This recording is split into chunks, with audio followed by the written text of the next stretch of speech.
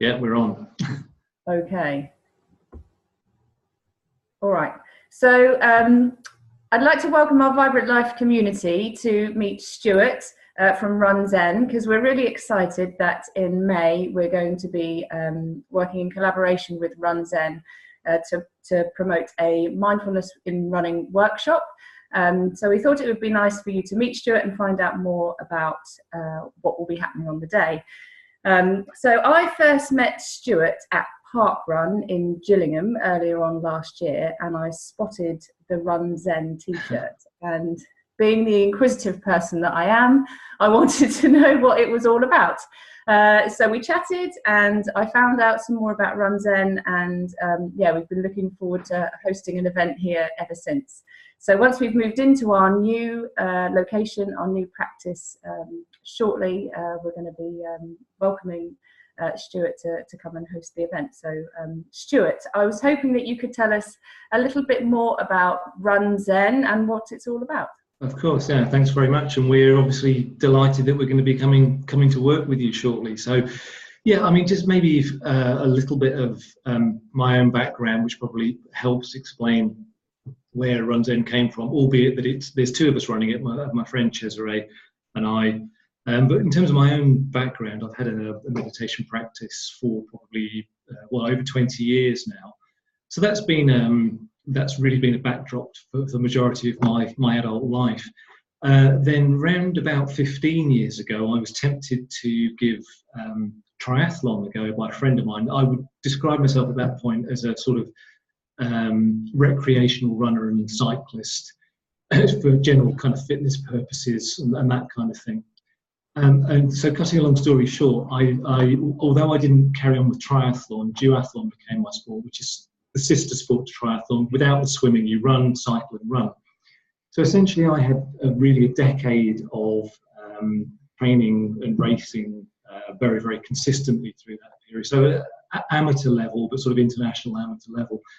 So I've got a fairly comprehensive background in terms of, I guess, applying myself to a sporting discipline, if you like.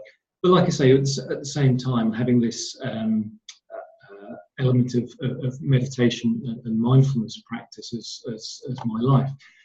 So part of where RUN-ZEN has come from really is my own personal journey about how I've, through experience, looked at integrating the two aspects of my own life. And I guess having put so much time into both, clearly, you know, you'd like to think that I've been doing that because I've understood the degree of personal benefit that it's brought. So kind of bringing us up to speed now to the workshops that we've been running over the last year or so. I mean, mindfulness now is a word that's pretty much in, you know, part of common language to us, but absolutely something most people would have raised an eyebrow about probably only 10 years ago. However, I would suggest it's one of those words that we probably, you know, some people may think they know what it means, but actually do we really? So without getting too much into the technicalities of it, there's a sort of a fairly commonly accepted working definition of the contemporary way in which mindfulness is taught. And it talks about it's a kind of a deliberate action of paying attention, and then paying attention in three ways. So paying attention on purpose. So we make a conscious choice to be present with whatever the activity is at hand at that point in time. It's paying attention in the present moment, perhaps recognizing a lot of the time we're caught up in thoughts about the past, anticipating the future, turning over, you know, a problem, an issue. But so mindfulness being about deliberately being present in the moment. But also sometimes the forgotten element of mindfulness practice is bringing an attitude of being non-judgmental, non-judgmentalism as part of that. So noticing the reactivity of the mind in so many of the things that kind of crop up in daily life. So where does the running element come into this? Well, I mean, I would personally say, I mean, I couldn't give a sort of scientific reason for this, but I think there's something very, very complete about the experience of running. You know, it really engages the whole of the body. Yeah. But at the same time, for those who've even got a little bit of experience around running, or even those who've gone through that phase of developing it as a habit, it's very much a mentally engaged activity as well. Yeah. The mind plays an important part. And, you know, we were speaking earlier, and I've something that very much crops up in a lot of the workshops that we do, is people talking about running being sometimes their best thinking time. People talk about, there's an issue, a challenge at work that they're trying to solve, and this is the perfect opportunity to do that. So is that running mindfully? Is that mindful running? Well, it's not really, but absolutely what we're not saying is that there is a right way or a wrong way to run. It's just that if we're talking about a practice that is about being present in the present moment, paying attention to what's going on with the body, our surroundings, paying attention to the content of the mind without necessarily being caught up in that content and wrestling with it, then that's the approach that we're interested in teaching through these workshops. Yeah. So as I say, it's really important to stress that point, that there's no sort of sense of there being a right and wrong about the way in which people run. This is about a different approach to how we can bring more presence, more awareness. A word we like using a lot is curiosity, bringing more curiosity to our experience, to what's going on. So on the one level, we can kind of see all of that going on running as an activity. But again, very much what we're interested in sharing through the workshops that we organise is actually how some of these skills, these practices, in terms of applying mindfulness, actually apply to everyday life. So, in just the same way that whether you are, I don't know, doing the washing up, going for a walk with the family, just kind of any activity pretty much you can imagine, we can bring these kind of mindful attitudes to that. We can be present with the experience. We can bring an attitude of non-judgmentalism towards it. So in many ways, what we find is that the running, the opportunity for when we run to work with these mindfulness skills is. It is like a sort of a skills development. It's often spoken about with mindfulness practice. It's like training a muscle. We go to the gym, we practice something repeatedly, we train, we develop. We talk about developing the muscle of mindfulness. So it's not, what I wouldn't want to give the impression of is this is just about stuff that we can do when we're running, because it very much bleeds into everyday life in just the same way if we practice with an attitude of mindfulness in everyday life, so that kind of loops back into how we can approach the experience of running. Yeah, that's interesting, isn't it? Because sometimes people just will say, "Oh, I just can't meditate," or But actually, as you say, it's a practice. So hopefully, this will give people the tools that they need to begin to practice more mindfully during their running and any other activity as well. Exactly that. And again, you kind of landed on a really important point there. That not only I spoke earlier about this attitude of being non-judgmental, because of course that example of, the kind of, I'm useless at meditation, I can't focus on the breath, I can't focus on whatever. There immediately is the mind's tendency to want to judge, to seek for perfection. So again, I think another important attitude to bring even to how to engage in the workshop is not thinking that this is about something that's going to fix my running. We talk a lot about the sort of the fix-it culture that exists, particularly in the West. We want this to make that better.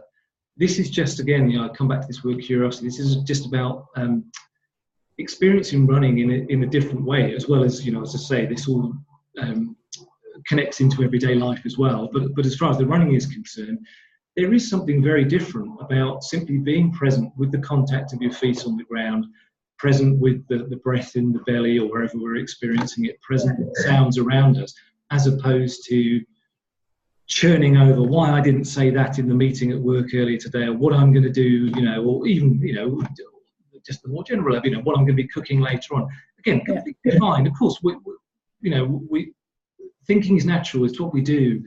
There's nothing specifically wrong with it, but we can relate to our experience in a different way. And running, I think, is just a wonderful medium for that, to give us that opportunity to be present with everything that's going on with the body, present with the content of the mind, present with our surroundings. I think that's a really nice connection between how you're going to help people and actually how we help people, because in chiropractic we see the importance of the spine because of the connection between the brain and the body. So everything we do is about helping people to improve their sensory awareness of themselves and of their environment through a clear connection between their brain and their body. And that's why, one of the reasons why I think this is going to be so exciting, because I think it sits so nicely with what we do in terms of a person's sensory perception of themselves and of what's going on around them as well. So that's really nice.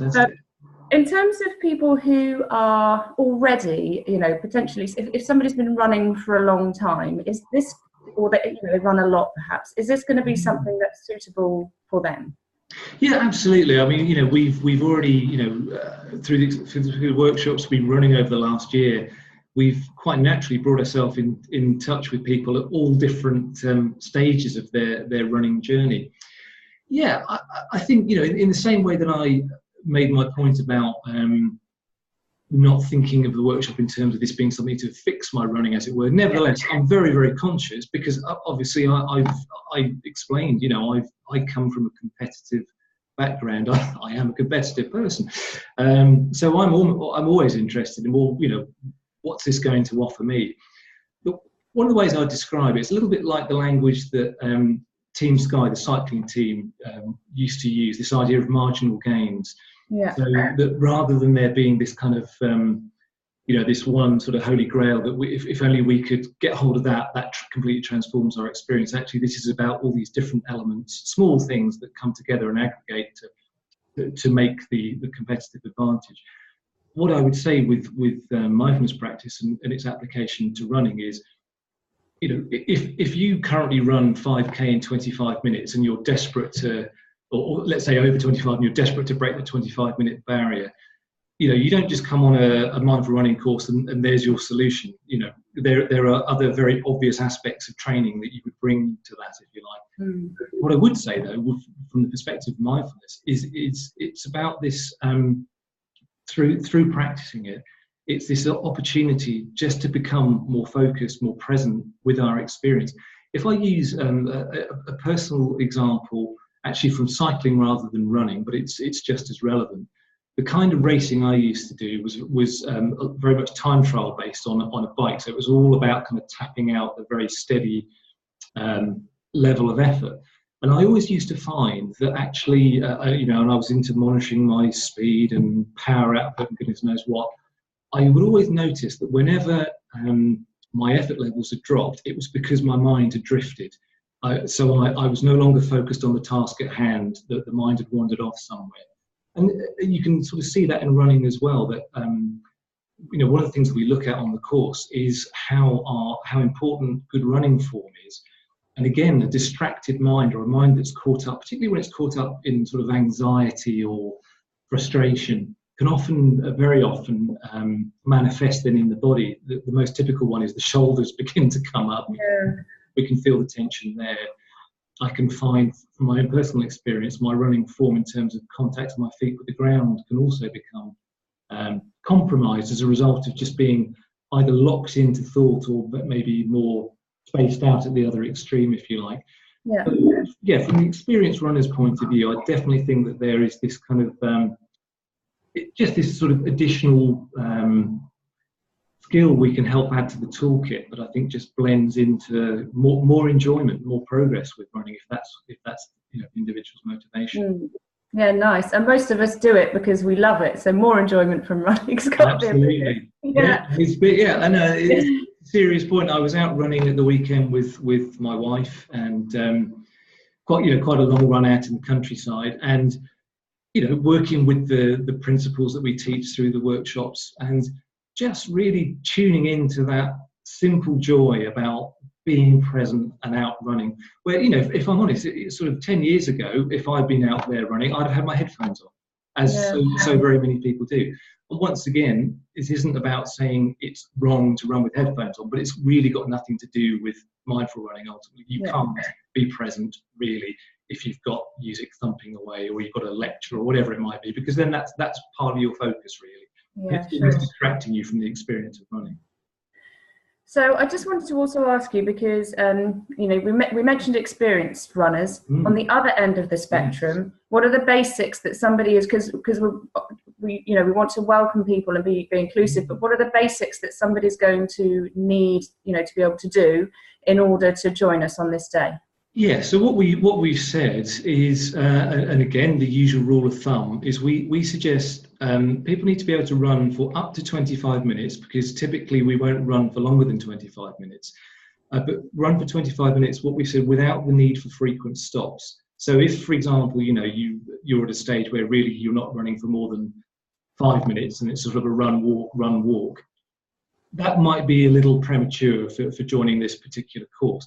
But interestingly, one of the things that we do as part of the run is deliberately stop as a mindfulness practice.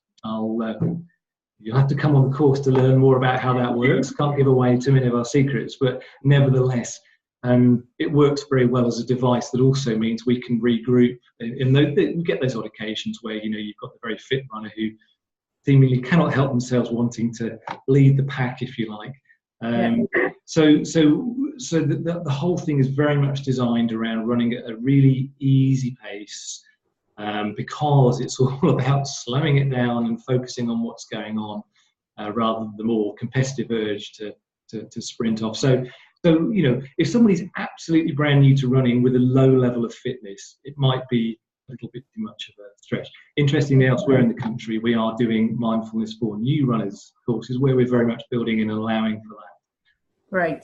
But yeah, so some sort of basic level of experience with running, and ideally someone who would be able to hear this and say, yeah, I can run for 20, 25 minutes, not a problem. Then that's great. Great. Well, thank you so much, Stuart, for your time. I'm sure it's going to be really helpful for people, when they're deciding to come on the course. Sure. So all of the booking for the day is going to be through our Facebook page and our Eventbrite page, which I've shared on our Vibrant Life page. Stuart's email is also there, so if you do have any questions about the actual course content that you're really keen to ask, you can email Stuart. But we're super excited about the day, and really looking forward to seeing you then, Stuart. Fantastic. Okay, right. We're very, very much looking forward to meeting everybody. Brilliant. Thanks, Stuart. Thank you.